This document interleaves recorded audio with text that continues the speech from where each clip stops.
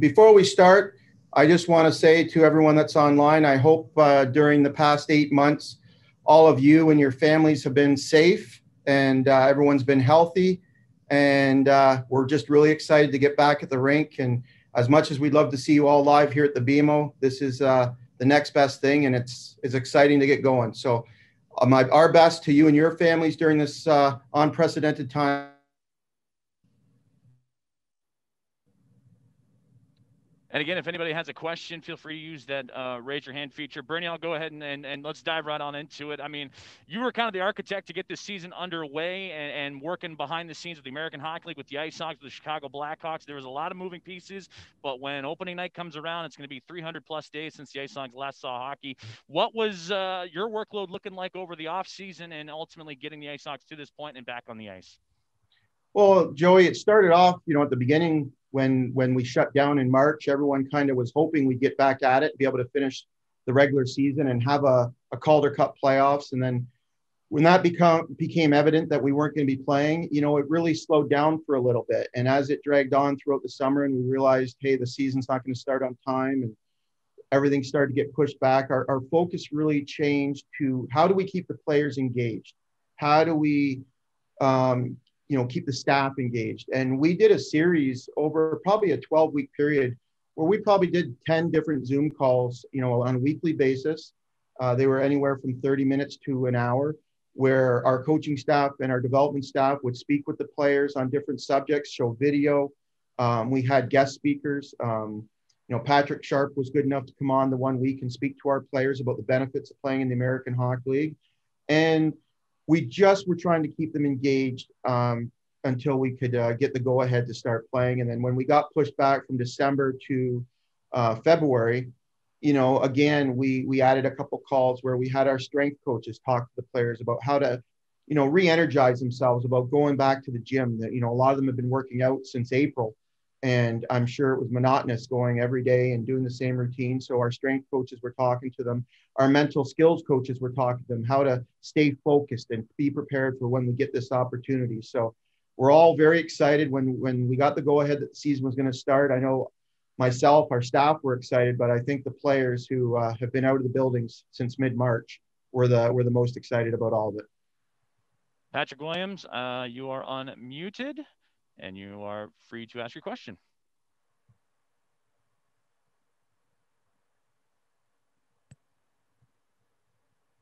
Oh, Patrick, you got to unmute yourself. Oh, there you go. Sorry. Nope. Sorry about that. First question is, you alluded this a little bit in your opener, but what was the whole process like going through the highs and lows of the past several months, whether or not there would be a season, and finally seeing that come to fruition? Well, it was very frustrating at times. Everybody wants to get back to work. It doesn't matter what you do in this world. I think when you're working and you're happy, that makes a big difference in your mental health. And staying at home every day, and there's only so much you can do on a daily basis when you're not playing games or practicing. And it gets frustrating. You get down, but, it was a big advantage when obviously the Blackhawks went into the playoffs. And so we had that little spell there to keep us busy and active. And then as we got closer, after September and into October, and there was more American Hockey League meetings on how we were going to push forward, it did get a little bit more exciting. And again, we were having those Zoom calls with the players. I was trying to stay, in communication with the players, when the season shut down last year. And even when we were off the Zoom calls during the fall, picking up the phone and calling each player for a minute or two each week, just to stay in touch and know that we're thinking about them and we're worried about how they're doing, away from the game. And I think it's these are young players, they're young kids, and they're going through something that we've gone through for the first time in our lives, but definitely they're going through for the first time in their young lives. And for a lot of them, they're not married, they're single, and hockey is, other than their families, hockey is the next big thing. And we want to make sure that they're doing okay. And that was number one in my priority. And then making sure that they're going to be prepared, doing everything we could do to possibly make sure that when we hit the ice, we've given them the advantage to try and come out flying. And like I said, our staff, our development staff, Barry Smith, was on the Zoom calls with us. I thought they did an incredible job keeping this group engaged. And at the same time, I think it was beneficial for our staff because it got their minds thinking hockey game again, and it got them engaged. And we've got a great staff here in Derek and Anders and Peter Aubry.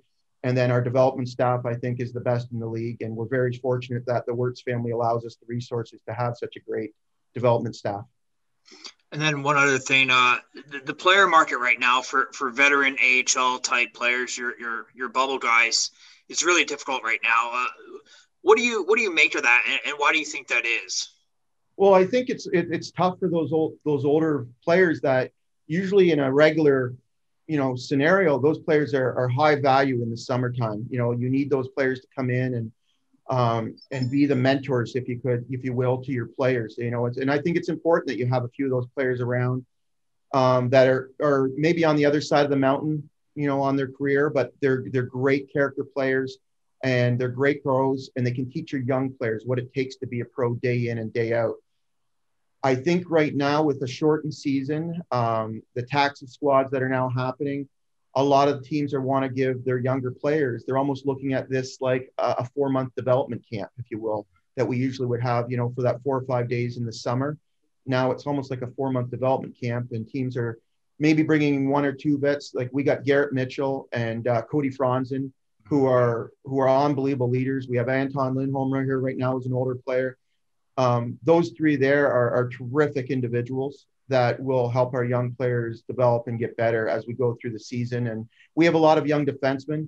And when we signed Cody, long before we knew the season was going to be pushed back, that was the exact reason we signed and brought him in, because he's a class individual. And we knew that he would be an extension of our coaching staff in that locker room on a day-to-day basis. But I do feel for those players that normally would have work right now. And it's tough out there for not only hockey players, it's tough for everybody right now in the world that has lost their job due to this pandemic. And I feel for them. Thank you. Thank you, Patrick. Jay Taft, you may join and unmute your mic. You are live. Oh, can you hear me all right? Yep, we can hear you. Yep, I got you, Jay. Sorry, I didn't realize I had my video off. Hey, Mark, real quick, just what do you think are going to be some of your bigger challenges here coming up with getting the team ready and keeping them going during a pandemic? I know it's not like you can reach back on prior experiences or anything, but what do you foresee ahead as being the biggest obstacle for a GM in the AHL? Well, for me right now, first and foremost is the health and safety of not only our team, but our staff and their families. We have to make sure that we're doing everything on a day-to-day basis to ensure, that we're keeping them safe and in a safe environment. And I can't say enough about our staff right now, the way they've operated, the way they've prepared our facilities here at the BMO Harris Bank Center. And, we're doing testing every day when the players come in. We've expressed to the players that we can keep you safe while you're here with us, but we've really expressed to them, once you leave the facilities and go back to your apartment or hotel, that now you really have to take a handle and have be invested in this as well and be smart. And if you don't have to go out for groceries, order them and don't put yourself in a position where, you could get this disease. You want to make sure and keep yourself as safe as possible by wearing your mask and, social distancing. And again, that's number one for me, is making sure they're safe, which, again, our staff, we've been prepared. They're set up well here for us. And number two is, just starting right off the bat with their development. And we've dived right into it the first 3 days. Sunday they skated, Monday, today, doing some scrimmaging. But a lot of times I love when I'm sitting up in the stands right now and I'm looking at all 3 zones of the ice, and there's 3 different drills going on. There's players moving. There's no standing around. We're focusing on our development right now. I think we have 15 rookies here. We have 30 players with us currently. 15 of them are rookies. We are so fortunate. We have 5 players that are with us from the past 2 drafts. 3 of them from this past draft, and Chad Yetman, Michael Krudel, and Isaac Phillips. Krudel and Phillips in a normal scenario right now would be in the Ontario Hockey League and Western Hockey League. But due to their not playing, we're able to bring them in on ATOs. And and continue their development. So they're not just sitting at home. So, we've got a big group here, kind of similar to Chicago. We'll have our, that we're going to do our best to get them all playing time, but it's about development. It's about making them better each and every day. And again, our staff is wonderful at that. And, we've got Brian Campbell that's here on a daily basis. Kevin Delaney that's working with our players. We got Kendall Coyne. We got Yannick Perreault, and Peter Aubry's here every day with our goaltenders. So we're very fortunate that we have that size of a staff that we can really focus on their development and turn these players and young prospects into future Blackhawks. If I can follow up real quick, Mark, you mentioned the taxi squad. How is that going to work for you guys? Is that something where you're going to be able to use those taxi squad players, or are they locked in there? Is it like the aces of the past? Well, we are able to, like if Stan Bowman decides that he wants to take a younger player that's on the taxi squad and assign him down to Rockford to get them some games once we start playing, they are able to do that. That's one of the main reasons we are following the exact same protocols here in Rockford that they're following in Chicago, so that if we decide to go that route and assign a player down, that we know, they've been tested on a daily basis, and there won't be any prolonged quarantines for them to get into action. And young players, I think Jeremy Colton said it yesterday, they want to play. We want to get them games. That's an important part of their development. So if once we start playing in a couple of weeks and we can get players and move them back and forth, I'm sure that's something that Stan will discuss with me. Thank you. Thank you, Jay. Scott Leber, your mic is unmuted and you are live. All right. Hey, Bernie, how you doing? Good, thank you. How are you today? Real good. I was kind of excited yesterday to hear about the Scott Darling signing. Give us your thought process behind that, why you brought him on board, what kind of role he could play. And do you see Matt Tompkins is ready now after spending so much time in Indy? Is he ready to seize this moment, do you think? Well, I'll start with the first part of your question regarding Mr. Darling. We're down, we had 3 goaltenders. We're down to 1 goaltender. We had 2 that are unfit to play at this time. So we had to find someone. And Scott had been in camp with the Florida Panthers. Obviously, he's someone that our organization is very familiar with here in Rockford. We have a very good relationship. Scott's very familiar with us. I gave him a call to see if he would have interest in coming out to skate and basically see where it goes. I was very upfront. We're not sure where this is going to go. There was no promises made. But Scott's been out skating, and it also gives him an opportunity to be that mentor to some of these young goaltenders once they get back on the ice. No different than how Corey Crawford was a mentor to him when he first came into Chicago. So we're going to see where it goes. Right now, Scott's like no different than any other player. He's here trying to make a hockey club, and we'll see where it goes. But he's a great individual that we're excited to have around our locker room right now. In regards to Matt Tompkins, yes, I do believe Matt is ready to take the next step. That's why we carried 3 goaltenders last year, because I felt after the first 2 years playing down in Indy, Matt was more than prepared to play at this level, and we didn't want to send him down again. Matt's taken the long road. He was a player that was drafted out of the Alberta Junior Hockey League a long time ago, went to 4 years at Ohio State. We put him on an American League, East Coast Hockey League deal to begin. Another similar deal the next year until he got on an American League deal last year and earned himself that NHL contract. He has earned it. You will not meet a classier individual than Matt Tompkins. He works extremely hard, is always one of the most, if not the most, fit players when he reports to training camp. Being an old goaltender, I can tell you that was not the case when I played. I didn't always report in the best of shape, but Matt's earned this opportunity, and we're excited for him. And it's going to be a quick season. It's going to be a race to the finish once we get going here, and I have no doubt that Matt will be up to the challenge. Thank you, Scott. Mr. Brandon Kane, your line is active. Hey, Bernie. Just to clarify with the goalies, that's Tom Alburn and Matt Tompkins were unfit to play, and that led to Darling coming in? Yes, they're unfit to play at this time. So we have Cale Morris, who is here, who we signed as a free agent that played at the University of Notre Dame. who I really, to be honest, I couldn't believe he was still around when we signed him. He's a phenomenal goaltender coming out of D1 hockey. So we were down to the one, and you know, Scott was in town, and he's a great fit, and we talked about it, and he gave it a little thought and said, yeah, I want to come in. So we'll see where it goes, but I'm thrilled to have him in our locker room, like I said, and he's a great, another, you know, great older veteran player to be around a lot of young prospects. And then just another question, with a 30-game season, what expectations do you have for this team, and how could that lead to Derek King and Anders being brought back next season, since their contracts are going to be up after this season?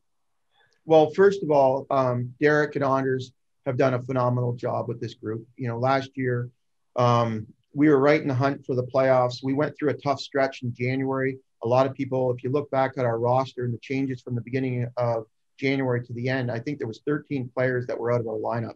6 were injured, you know, where they were long-term injuries. 6 had been recalled to Chicago, and 1 player made the decision to return to Europe. So we went from a full lineup and roster, and I believe we were at second in our division at that time. And then all of a sudden we're down 13 players, and we're relying on a lot of recalls from Indianapolis and other places in the ECHL. And that's when I made a few moves and brought in Garrett Mitchell and to try and strengthen our lineup around. Gabriel Gagne came in at that time. Some things are out of a coach's control, like recalls and injuries. You know, nobody can do anything about that. They've done a tremendous job here over the last 2 years, and I expect nothing of the least this year. So I'm not even thinking about that right now. I think right now we're focused on these 30 games.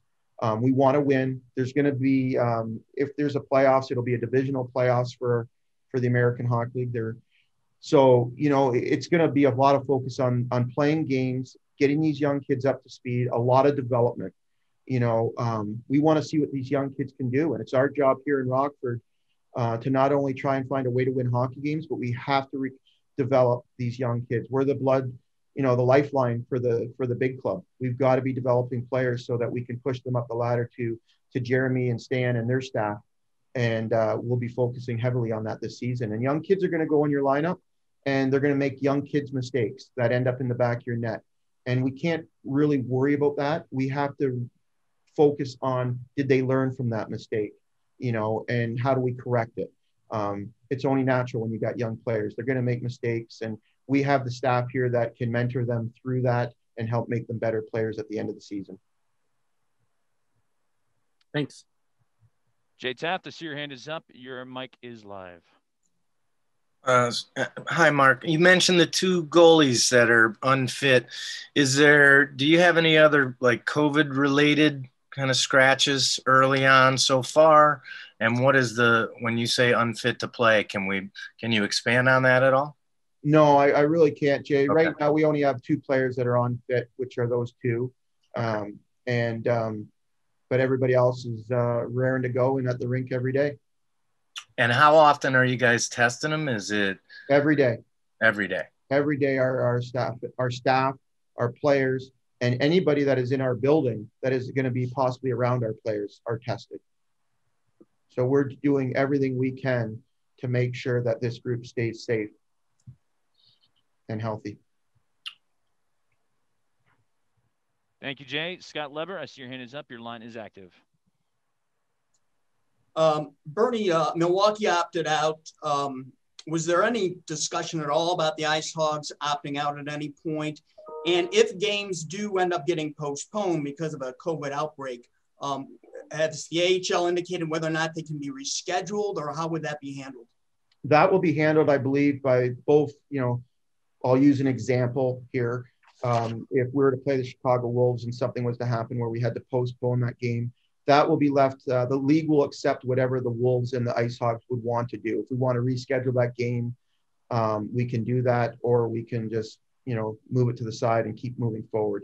But, you know, in this season, Scott, so much of it for the independent teams, it comes down to financials with no fans in your building. And we have a great partnership. Obviously, the relationship between the Blackhawks and the IceHogs has been very strong for 14 years. And, you know, between the two, we've been able to make this happen, and it's been a great partnership. Thank you, Scott. Scott Powers, your line is unmuted.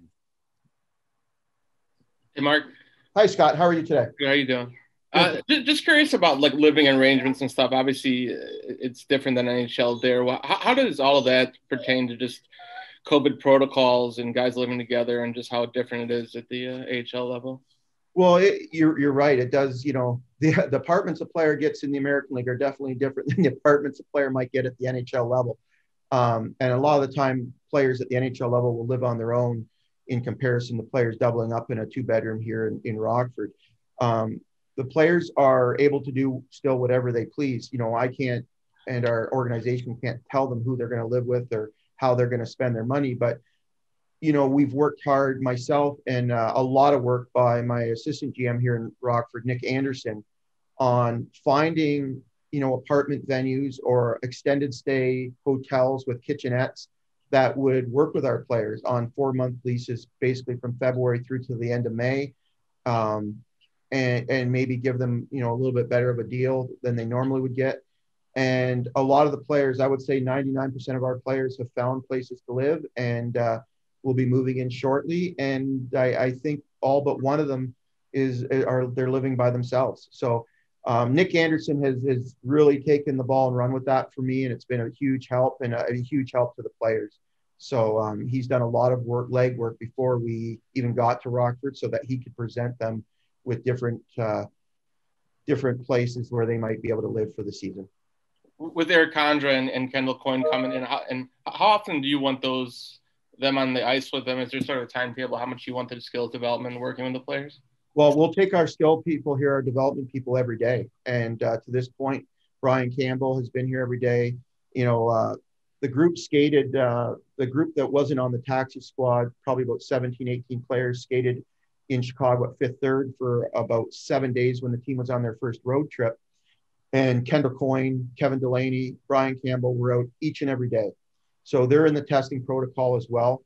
And Kendall had to go out of the protocol to do some Notre Dame games. She has prior, commitments that she has to honor. And then she's in the midst of quarantining right now, so she can come back in. I think it's either tomorrow or the next day that she'll be back out here in Rockford working with the players. Condra's a little bit different because he's out of state to come, due to all the different state rules and protocols. It's a little bit harder for someone that lives out of state to come in because they would have to quarantine for an extended period and also test. I think it's 48 hours before they're even allowed to be around our group. So we're kind of focusing on right now the people that can be here every day. I know Eric, Condra, Mark Eaton, they'll watch all of our games and they'll be in touch with the players to do video that way. But unfortunately right now they won't be able to be in-house with us. But we have, between our staff and, our development staff, we have a lot of people on the ice helping these young prospects right now. Thank you. Thank you, Scott. Jay Tapp, I see your hand went back up. You are unmuted. You may join. Oh, Jay, you have to unmute. Sorry, bud. Sorry. Can you hear me now? Yes. Yep.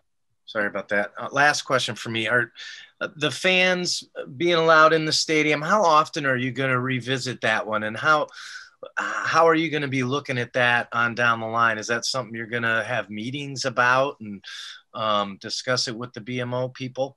And same thing with the Calder Cup, Mark. Is the AHL still discussing a postseason, and what can we expect from that kind of stuff? Well, regarding the fans, that's really going to come down to the state laws and what they're going to, allow.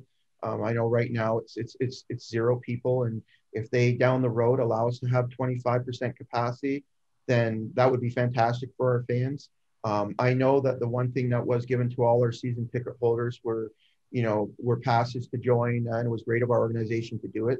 And I know several other in the league are doing it, but they all got season ticket holders got passes to join AHL live, so they can see all of our games this year.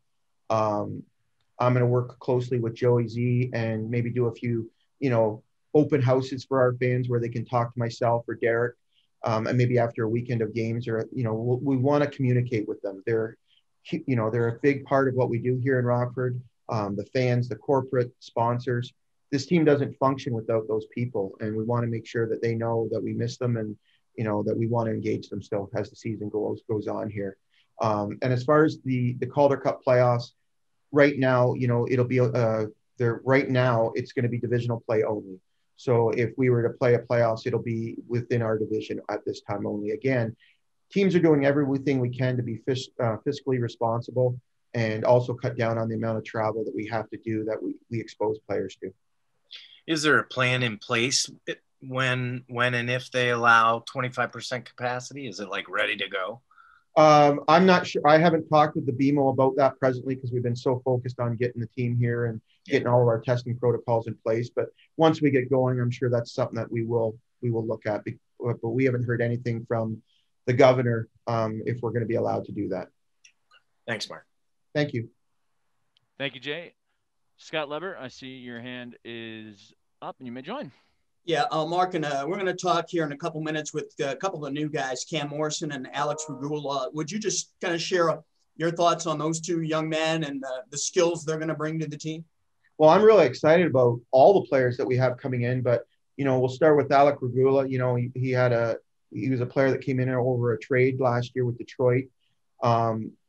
And he's a young man. I saw him play once live last year for the London Knights when we were up, they were honoring Patrick Kane, and we were up in the building. And I have high, hopes for this young man. He's very smart, moves the puck well. He thinks the game well, has a nice shot from the point. He has a great tendency to get his shots through and on net. But like any young player, there's going to be ups, there's going to be downs. And when you can turn to a Brian Campbell and ask questions and look for advice, or our assistant coach, Anders Sorensen, you're in good shape. And we're really excited about, getting him started down his development path at the pro level. Brian's been working with him the last year down in London, making trips up to London to visit with him. So there's already a relationship there. So we're very excited about having him start his pro career here with us. With Cam, Cam was a player that, originally drafted by Colorado and then opted not to sign with them and was a free agent. And I know he had several places he could have signed, and he chose to sign with the Blackhawks. But he's a big, strong young man that, is very dangerous in front of the net. He takes up a lot of room in front of the net and has quick hands.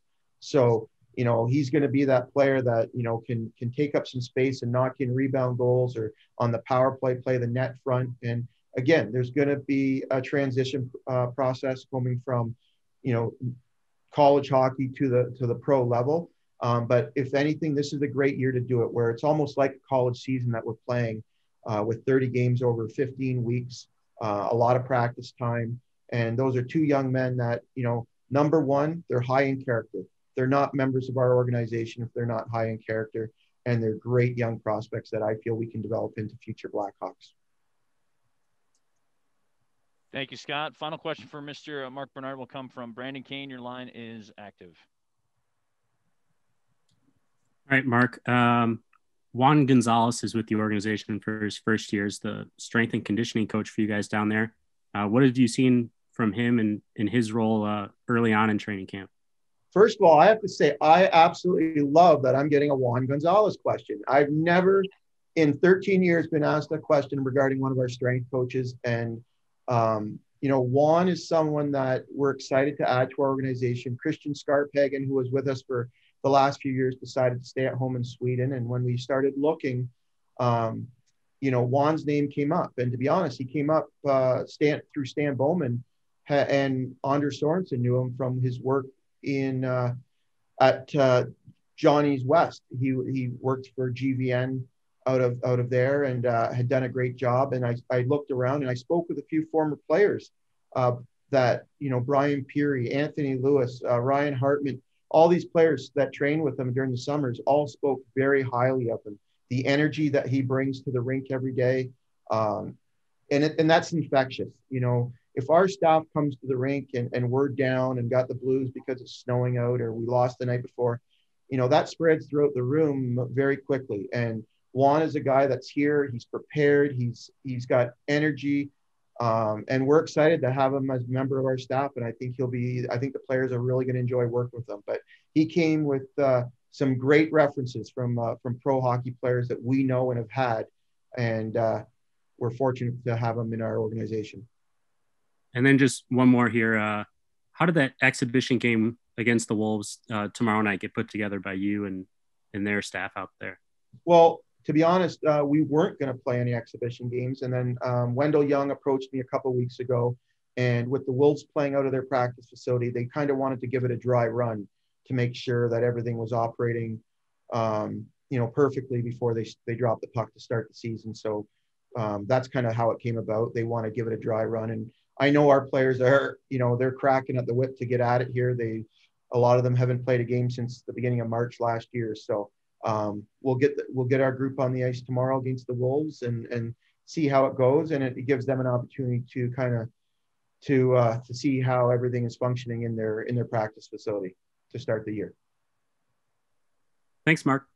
Thank you for everything, guys. We look forward to talking to you throughout the year, and I will step out and hand it over to Mr. Derek King.